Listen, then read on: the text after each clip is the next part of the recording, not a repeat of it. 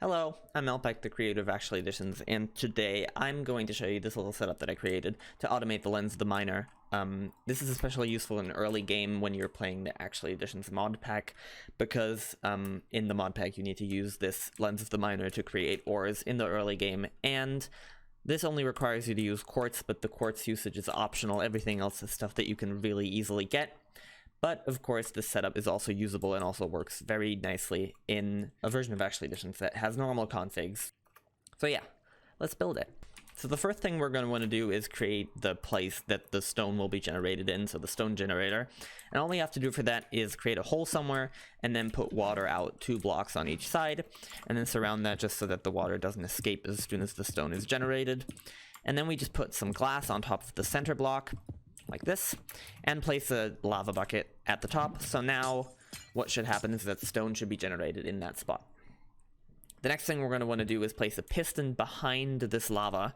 So what we do is we break this block and then break the block behind it, and then we place a piston in that spot. So as you can see, the piston is now under this glass block right here. The next thing we want to do is actually place the atomic reconstructor as well as the breaker. What we have to do for that is, I don't know why there's a hole here, but what we have to do for that is go out 2 blocks from the point that the cobblestone, well, the cleanstone is generated, so 1, 2, and then go out another block and place the atomic reconstructor right here facing this block, and the breaker right here facing this block. And it's important that they're both on pulse mode, so you have to right click them both with a redstone torch. The next thing we want to do is create the clock that makes the system run automatically.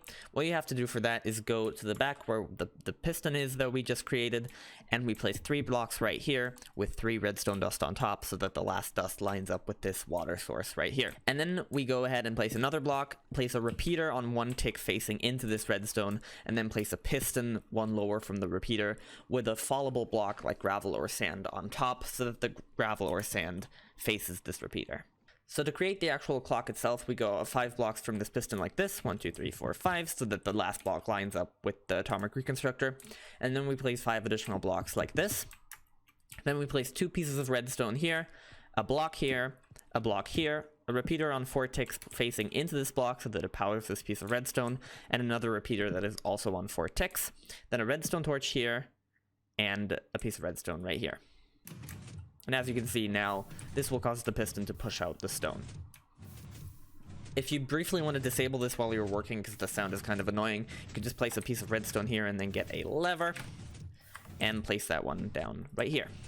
Now to actually hook up the reconstructor and the breaker to the system so that not only the piston is activated, we are going to place a repeater like this facing into this water block, then a block here so that this block is powered by the repeater, a piece of redstone here, another repeater here on 1 tick facing into this block, so now the reconstructor will actually be activated.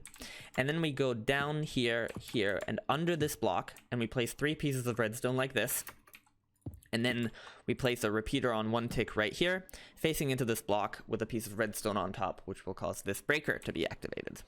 So now if we actually put a lens of the miner on this atomic reconstructor, as well as some kind of generator or a laser relay in front of it, and power it, and wait a bit until this fills up with some crystal flux, we should see that as soon as we flick this lever, the machine will start activating, the ore will be converted, and then broken by this breaker. If you want the ores to automatically be collected and stored somewhere, you can always place a chest or something else down here, and then a hopper under the breaker so that everything funnels out into the chest from the breaker. Now there's an optional extra mechanic that you can introduce, which is especially useful for the early game of the Actually Editions mod pack, but can also be useful in normal gameplay, which is that this whole system will be shut off as soon as the atomic reconstructor doesn't have enough power to actually create an ore anymore. What you have to do for that is place a comparator behind the block that this atomic reconstructor is connected to. So if you place a comparator here, as you can see, the amount of power from the reconstructor will be compared through this block. All I have to do now is place a redstone torch on here, and now this will turn off whenever the atomic reconstructor is out of power. Now the problem is that this will only get activated when this reconstructor is out of power fully, but especially in normal gameplay you need a lot more crystal flux than just a tiny bit to be able to create an ore from a piece of stone.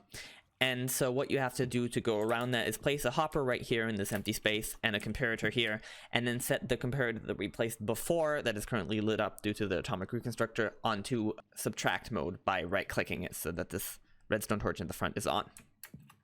Now what we have to do is, based on the mod pack that we're playing, fill this hopper up with a bunch of items. The more items are in this hopper, then the more energy will be required in the atomic reconstructor before the system starts running. So if you place, for example, 2 stacks of items in here, then this reconstructor will require about 100,000 or 130,000 RF or CF before it starts running. But if you place more items, then it will also require a higher percentage of power. So that is the system all done. As you can see now, if I flick this lever, then the reconstructor will not activate yet because it doesn't have enough power yet.